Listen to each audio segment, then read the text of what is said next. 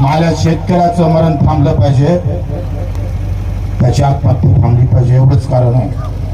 हे पायपीट त्याच्यासाठी आहे. तुम्ही घरी गेल्यावर विसरू नका.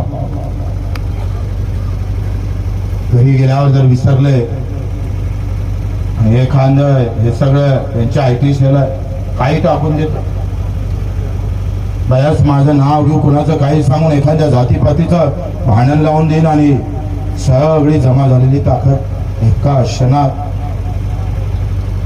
भिवंडीचे जंगल 5 रुपयात झाले होते भाऊ, आणि 50 कोटीचं नुकसान झालं होतं. 100-150 लोक मारले गेले होते. ऑटोवाला म्हणे 15 रुपये आणि बसणारा म्हणे 10 रुपये. कापूर काय पेट्रोल पेटत नाही एवढं जाती धर्मासाठी पेट्रोल होतं. 3.5 लाख भरते आमच्या शेतकऱ्यांना आत्महत्या केल्यानंतर तुम्ही का राग येत नाही, तो मला प्रश्न. का राग नाही? आता कर्जमाफीच्या अगोदर जर आमचा मॅनेजर जर आला वसूल करायला, तुम्ही झालं तर तुम्ही झोडा, नाही झालं तर मला सांगा, साल्याला टांगणे दिन तर मग सांगतो. तुझ्या बापाचा राज्य साल्या, जेथपर्यंत कर्जमाफी नाही तोपर्यंत वसुली नाही.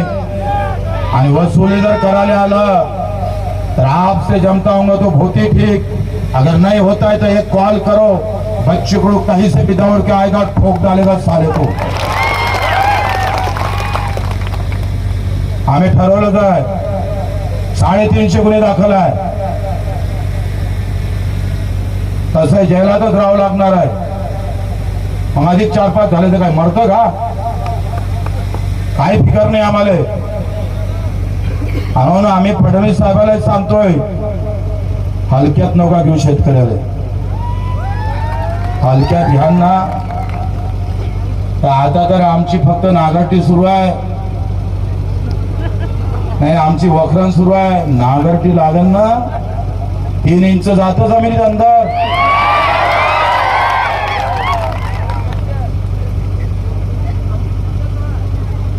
टाकत बघ बियाणं काय टाकतं तुझं तर